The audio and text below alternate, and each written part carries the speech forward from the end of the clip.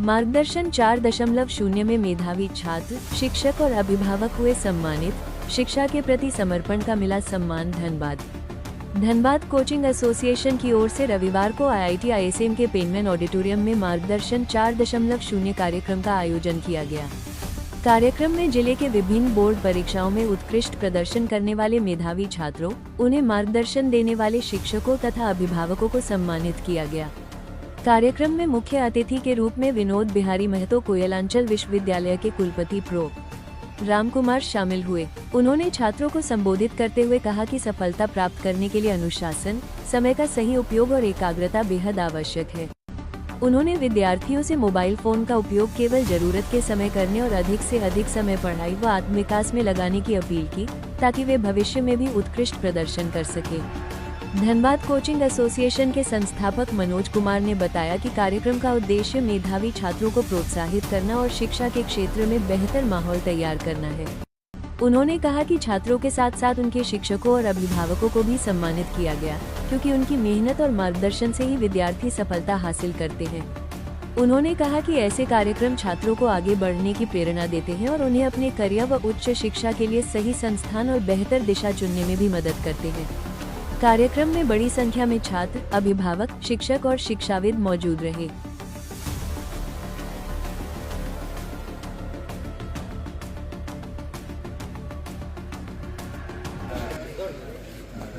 मार्गदर्शन कार्यक्रम आयोजन हुआ है, धनबाद कोचिंग एसोसिएशन की तरफ से हुआ है। ये कोरोना की उपज है और जहां रिजल्ट का मारामारी होड़ है ना कि हम इतना रिजल्ट दे दिए हैं, तो हमने चैलेंज किया था धनबाद के सारे इंस्टीट्यूशन को, अगर आपने रिजल्ट दिया है तो अपने बच्चों को उस मंच पे खड़ा कीजिए और वहां पे सम्मानित करवाइए उसके गार्जियन के साथ, शिक्षक के साथ। तब पता चलेगा कि सही रिजल्ट कौन दे रहा है, कौन संस्थान अच्छा रिजल्ट दे रहा है। मार्गदर्शन का मेन उद्देश्य ये है। और जैसा कि पूर्व में भी हमारे जिला के टॉपर रही, स्टेट का टॉपर रही है और धनबाद जिला से फिर इस बार साइंस की टॉपर जो है धनबाद जिला से ही है, तो ये सबसे गौरव की बात है। ये गौरव का क्षण है, क्योंकि उस पोजीशन को बरकरार रखना बहुत ही बड़ी बात होती है और हमारे बच्चे उस पोजीशन को बरकरार रख पा रहे हैं। आगे भी इस तरह का रिजल्ट हो, झारखंड टॉप यहाँ से निकले, नेशनल टॉप यहाँ से निकले, एकदम बिल्कुल उम्मीद करेंगे सर कि नेशनल लेवल पे जाए और बच्चों को जैसे बहुत सारी यूनिवर्सिटीज को बुलाए हैं हम लोग मार्गदर्शन करने के लिए कि भाई आखिर 12th के बाद किस क्षेत्र में जाए। कोई बच्चे आर्ट्स लेना पसंद करते हैं, कोई बच्चे कॉमर्स लेना पसंद करते हैं, कोई साइंस लेना, कोई टेक्निकल, कोई नॉन टेक्निकल, कोई एनिमेशन, कोई AI की तरफ जाते हैं। तो उसका ये मार्गदर्शन अलग अलग यूनिवर्सिटी के प्रतिनिधि यहाँ पे कर रहे हैं।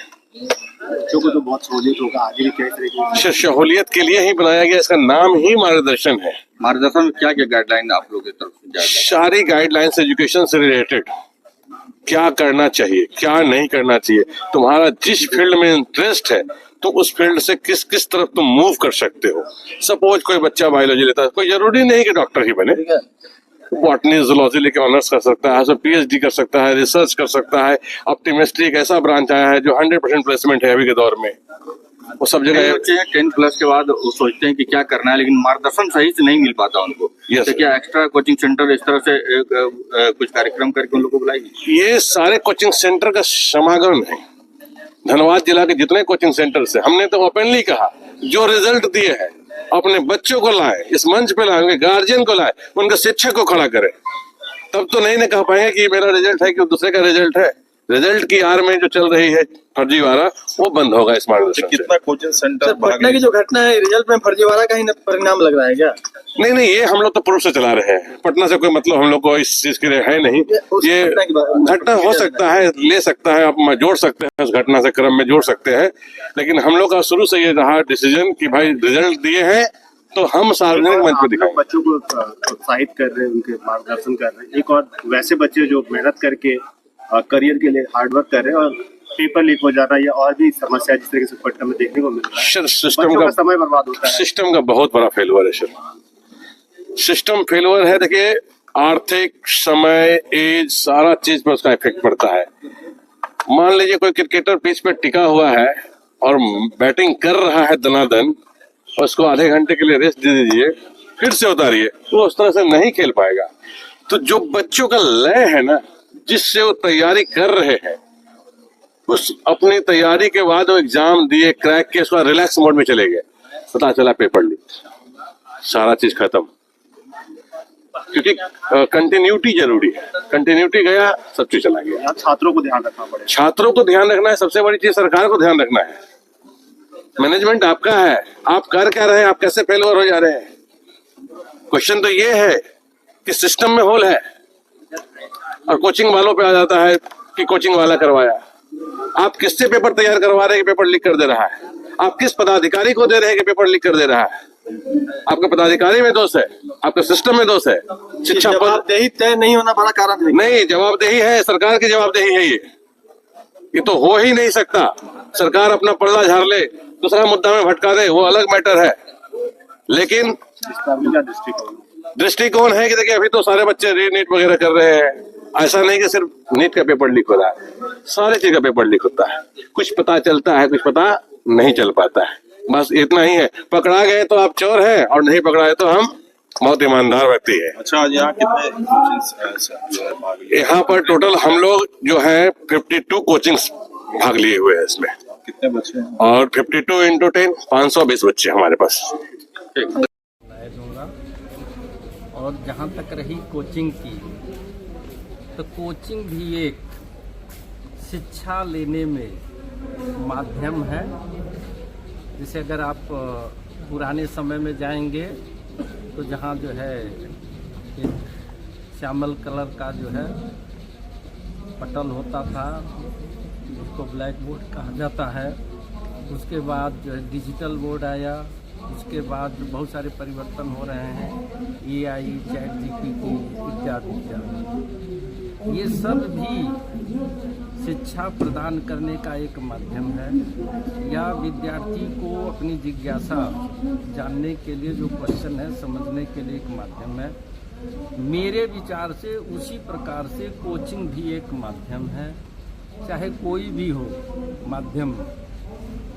हमारे विद्यार्थी जब स्वयं परिश्रम करेंगे, स्वयं जो है देखेंगे, स्वयं समझेंगे, स्वयं पढ़ेंगे, स्वयं प्रयास करेंगे, वो सबसे जो है उत्तम माध्यम है।